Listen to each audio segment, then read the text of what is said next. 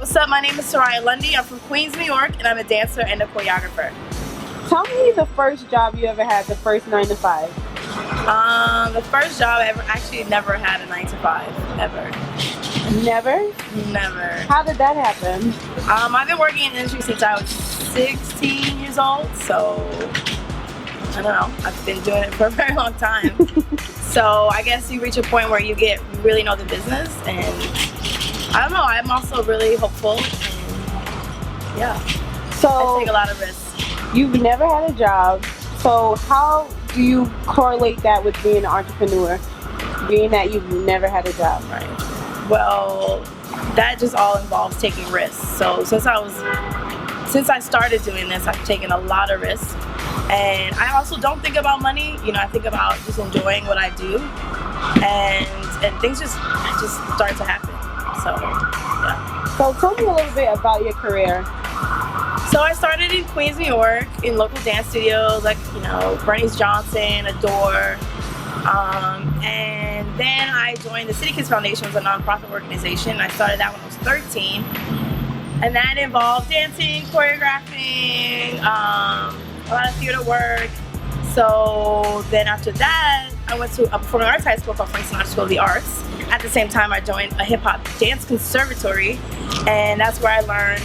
Well, that's why I realized how much I wanted to become a choreographer. So it wasn't just dancing anymore. It was creating material for artists, music videos, movies, stuff like that.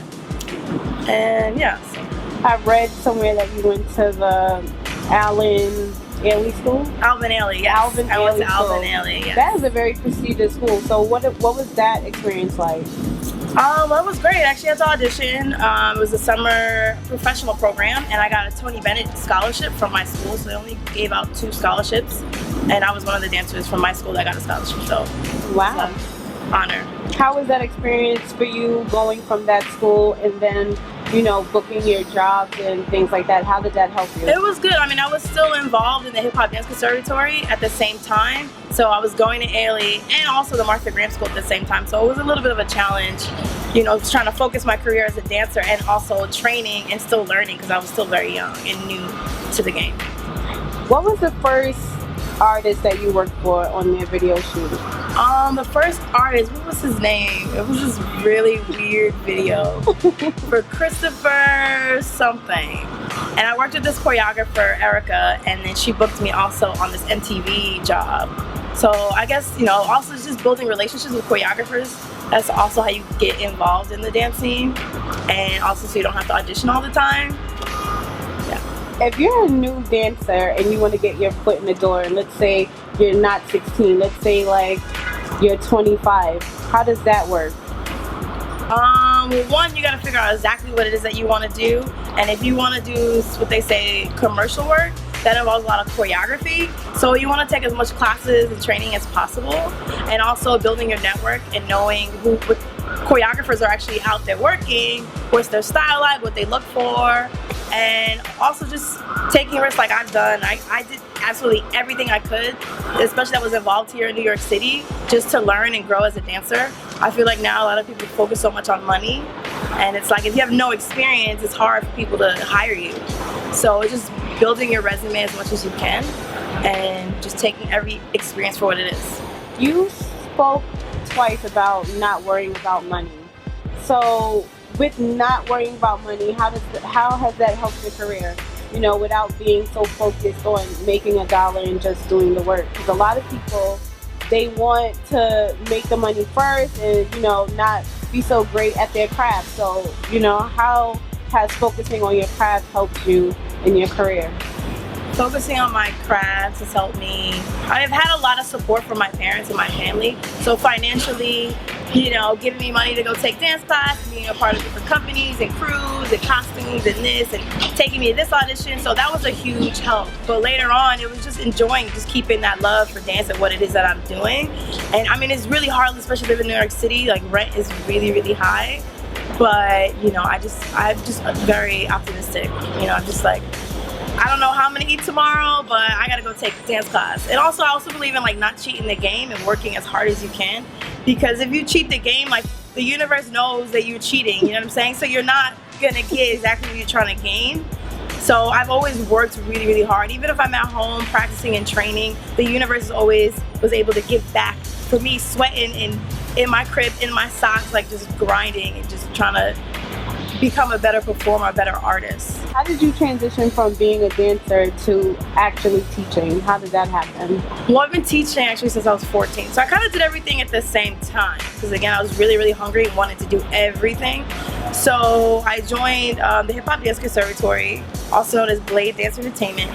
And I guess they really, really, really supported and really believed in me. And they gave me the knowledge that they needed to give me so that I could teach. And especially as a choreographer, you want people to emulate exactly what it is that you're doing. So you have to be able to communicate that and express to them exactly what you want them to do physically.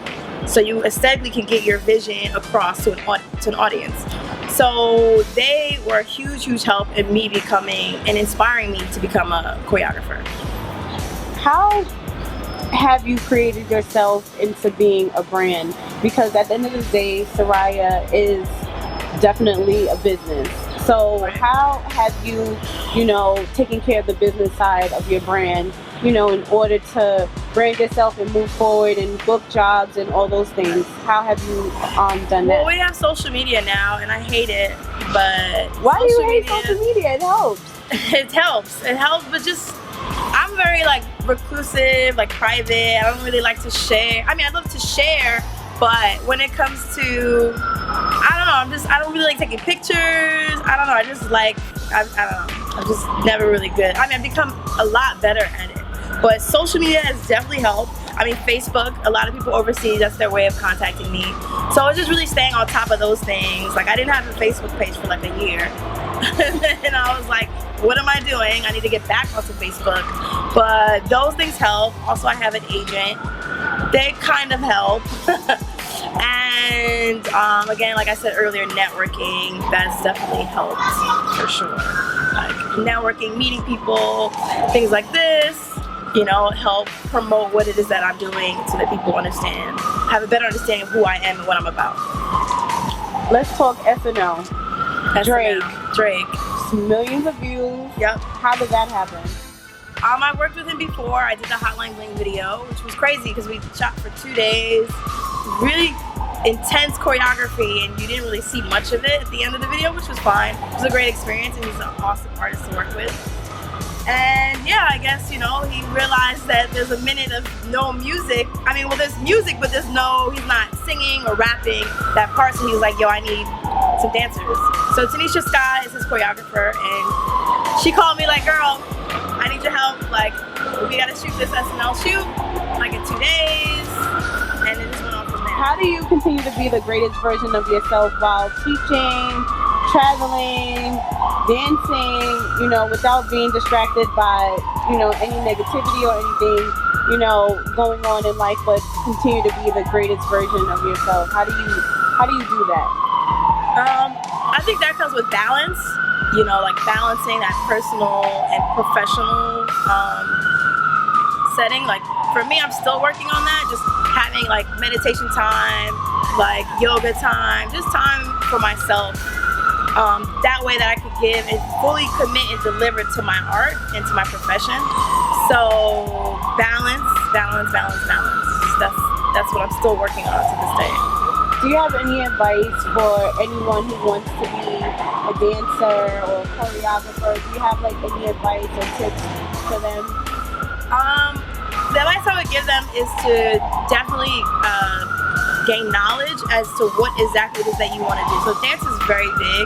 You have concert dancing, you have the underground scene where you're traveling, you're competing in battles. You have if you want to teach, that's totally different. You're going to become a choreographer.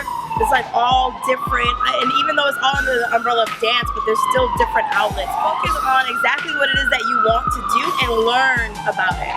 Because I think now people are like, oh, I see that, I want to dance and I want to back up dance, but they don't understand what that really entitles. And in the commercial world, you're a part of someone else's brand. Has nothing to do with you. So I think that's another thing that people need to realize when they come to the commercial world. It's like you are no longer an artist. You know what I'm saying? You're representing another artist. If people want to find you or, want to take one of your classes, how do they find you? You can find me on Instagram as So Lundy. I also have a website, sorayalundy.com, and Facebook, Soraya Lundy.